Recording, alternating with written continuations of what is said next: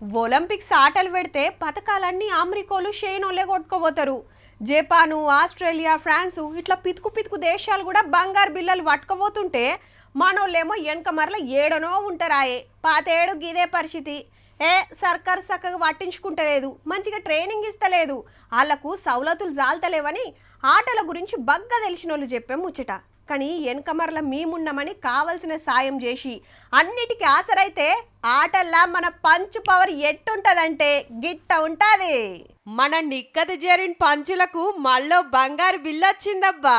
ఢిల్లీ పక్కకుండే నోయిడాల దునియా boxing పోటీలు పెడితే 51 కిలోల విభాగంలా చైనీస్ తైపీ బాక్సర్ జువాన్ తోటి ఫైటింగ్ చేసి 5-0 తేడాతోటి ఫైనల్ లా గెలిచింది.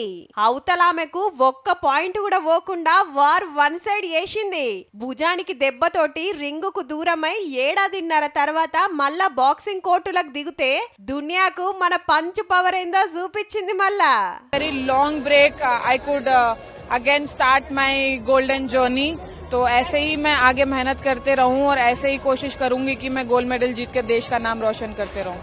బాక్సింగ్ లా మునుపు 2 మాటల బంగారు బిల్లలు పట్టుకొచ్చింది దేశానికి. ఆటల్లా అక్క టాలెంట్ కు స్పోర్ట్స్ కోటాల డిఎస్పి కొలువిచ్చింది మన సర్కారు. ఇప్పుడు మళ్ళా గోల్డ్ మెడల్ తెచ్చినందుకు ప్రధాని మోడీ సారు, రాష్ట్రపతి మేడం, గవర్నర్, సీఎం సారు, మంత్రులు, ప్రతిపక్ష లీడర్లంతా తారీఫ్ చేసిండ్రు. నిక్కతి జరిన్ మా డిపార్ట్మెంట్ పతార వెంచింది అనుకొచ్చిండు డీజీపీ శివధర్ రెడ్డి సారు.